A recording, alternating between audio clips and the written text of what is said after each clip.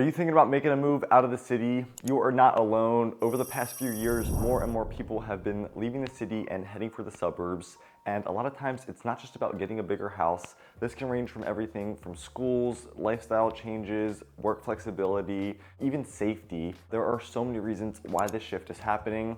So whether you're a lifelong city resident and you're feeling that pull of the suburbs, or even if you're just curious about what's behind this trend, in this video, I'm gonna break down all of the real reasons why people are packing up in the city and planning routes just outside the city limits. Let's get into the video. One of the biggest driving forces behind this migration from urban centers like Philadelphia to suburban areas is going to be the desire for more space. You're gonna have it indoors and outdoors. Actually, according to the US Census Bureau for local housing data, the average home size in the suburbs is anywhere from 2,400 to 2,700 square feet, and that's compared to 1,100 to 1,300 square foot average home in the Philadelphia city row home style city apartments. So when you compare that difference, that is going to have a world of difference. You've got growing families, you've got remote workers, really anyone that just needs a dedicated home office, a playroom, guest space, that can make a world of difference in a home.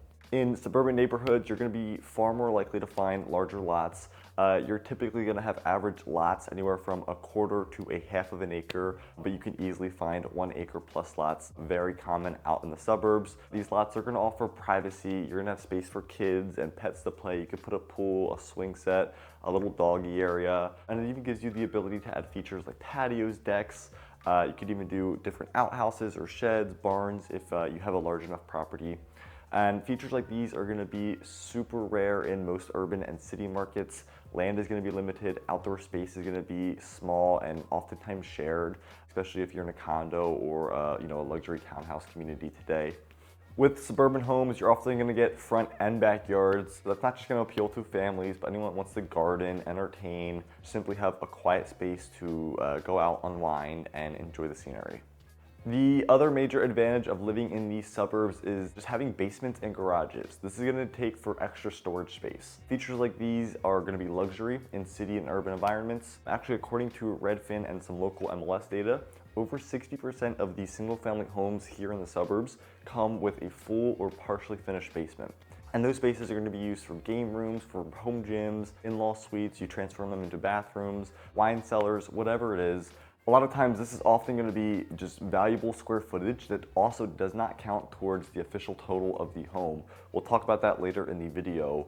In the suburbs, garages are going to be more of a standard feature rather than optional. A lot of new developers, example, you got Lennar Homes, Envy Homes, Ryan Homes, Toll Brothers, they're gonna offer attached 2-car garages. You're gonna have driveways, you're gonna get room for multiple vehicles, tools, bikes, whatever it is. When you compare this to city homes, you're gonna have street parking. It's often the only option. A lot of times storage space is gonna be a premium or just hard to find. Actually, in fact, 2024, they did a study by the National Association of Home Builders, and they found that homes with garages in suburban areas tend to sell 20 to 25% faster and at a 10 to 12% premium over homes that do not have garages. So that's just an important statistic to know if you are looking to buy a home and you're curious about the long-term potential, the long-term value. That could be a great statistic to keep in mind. This is also a great time to mention, if you are making a move to the area, you can reach out to me via text, call, email. You could even schedule a free Zoom consultation right here at this link below. I've been a licensed real estate agent for the last 4 years now, and after helping so many different families in so many different scenarios, I've decided to start a YouTube channel to help people like you that are living outside of the area, looking to make a move to this area, tell you guys everything that you need to know about this area. I've lived here my entire life, so I know this like the back of my hand. We give you guys tips and tricks and just stuff that you can't find on Google, you can't find on ChatGPT, you can't just find by asking someone. It's really somebody that lives in this area, knows this area, and has seen this area develop their entire life. So you guys can reach out to me, text, call, email, even schedule a free Zoom. Would love to connect with you, and you guys are making a move to this area, do not hesitate to reach out. Let's get back into the video. Storage is also going to be something that you have to keep in mind. Condos in the city, townhomes in the city, they're not gonna have attic space, they're not really gonna have basement storage. So that just means you've gotta rely on rented units, you've gotta rely on self-storage, or whatever you might have at the back of the house. You've got a little shed in your backyard, or some storage space. You compare this to places like Westchester, some surrounding areas, townships, homeowners, they've got built-in closets, they've got storage sheds, they've got walk-up attics, detached barns, detached outbuildings, whatever it is, but just a very big comparison for only being a 20 to 30-minute commute. Lifestyle-wise, suburban homes are going to offer flexibility that a lot of city homes can't match. You're going to have remote and hybrid work still be very normal. And a lot of homeowners are prioritizing multifunctional spaces. There is actually some national data done by Zillow that shows that homebuyers today are 40% more likely to seek an extra room, whether it's for an office, a gym, whatever it is, rather than before 2020. So that was something that I wanted to talk about. A lot of times today, after this COVID and after this 2020 era, we've seen a lot of buyers going for 4, 5 bedroom properties, maybe 5 bedrooms and a den even. Because of this remote hybrid work, they've got kids, they've got guests or in-laws that like to visit. So if, like we were just talking about before, if you're looking to purchase a house, we had just said that garages are a big value add. They're selling at a 10 to 12% premium, almost 25% faster. Homes that have 4 bedrooms plus, maybe 4 bedrooms and a den, 5 bedrooms, etc., they're also going to be selling at a much quicker rate and at a much higher premium. And when you look at these larger suburban homes from an investment standpoint, they will continue to hold their value. If you look at Chester County homes, for example, they've appreciated steadily 6.7% year over year. So you do see some metro markets that experience corrections, but however, in general, homes that have basements, larger lots, private garages, they tend to outperform the market, especially when you're buying in areas that have great school districts, a high demand, and just an overall great community, which a lot of these areas that we talk about do have. The Philadelphia public school system has faced some challenges just related to funding, performance, consistency. When you compare this to suburban districts like Lower Merion, Radnor, Westchester, these are just consistently ranking among the top districts in Pennsylvania. And just to briefly touch on this, Lower Merion School District, that was ranked 4th in Pennsylvania, 3rd in the greater Philadelphia area in 2024. All 10 of its schools, A+ grades. Lower Merion High School, it's top 5% of public schools in the state. You've got Radnor Township School District, that was ranked 10th in the nation and 4th in the state in 2024. Pretty big rise from previous years. However, it's still one of the best that you could buy in. You've got the Westchester Area School District, that was 22nd in the state in 2025. You've got high schools like Westchester East that are just consistently performing well in state assessments. In general, suburban districts might offer a range of advanced programs that might be more accessible and just robust than those in some urban settings. So advanced placement courses, Lower Merion has them. They boast a 96% graduation rate, a wide array of AP courses. They've got 60% of students taking at least one AP exam, and about half of them are passing at least one of them. So great school district. They've also got dual enrollment, so this is an opportunity for juniors and seniors. They can earn college credit through courses like marketing, business, and earn college credits while still in high school. Philadelphia has seen a pretty significant decline in crime over the last year. However, that perception of safety is just always a concern for many residents. The city experienced a 36% drop in homicides, shootings were down, robberies were down, auto thefts were down compared to previous years. It actually marked the lowest homicide rate in over a decade in the city. Despite all of these improvements, Philly does grapple with challenges related over crime. However, when you compare this to suburbs like Westchester, Collegeville, King of Prussia, even Radnor, they're going to be perceived as safer environments, particularly for families. The communities are going to benefit from lower crime rates. You're going to have well-funded local police departments. You're going to have a lot of strong community engagement, and this just contributes to a heightened sense of security among residents. Here's an example. Chester County, where Westchester is located, it consistently reports lower crime rates compared to Philadelphia. This difference has been a pretty significant factor for a lot of families considering relocating here, and I can appreciate that because when making a move, safety is always going to be a top priority. So if you've ever lived in a dense city like Philadelphia, you probably already know that parking is going to be a daily chore. We've actually got a ton of videos up about the parking in Philadelphia if you want to check it out. But in many neighborhoods, street parking is going to be limited. It's going to be competitive, and it could come with a cost, whether it's a permit, a meter fee, a ticket, whatever it is. Actually, according to the PPA, Philadelphia Parking Authority, there's over 9,000 active parking permits in just Center City, and there's not nearly enough spaces to meet the demand. You add in the street parking, the tow zone, just inconsistent enforcement among the PPA. For many residents, just owning a car becomes a headache rather than any type of help.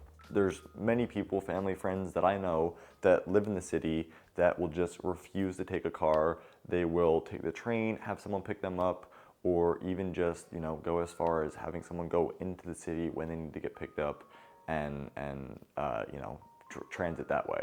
When you compare this to life in the suburbs, places like Westchester, Collegeville, Coatesville, Downingtown, wherever, these are going to be designed around convenience for drivers, for driving. So a lot of homes, like we talked about before, they're going to come standard with private driveways, attached private two-car garages. You're not just going to have your own guaranteed parking, but you're going to have storage, you're going to have privacy, you're going to have security. You're not going to circle the block after you get home from work to have to find somewhere. There's people, that live in the city, they've got to rush out to feed the meter, or even in the city, there's certain days where you've got to switch the cars to different sides of the streets.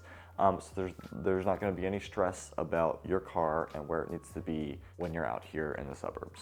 And just like we were talking about before, suburban living is just going to line up more naturally with car ownership. These areas are designed for cars, so things are going to be more spread out, but they're going to be easier to access. You've got grocery stores, schools, gyms, parks.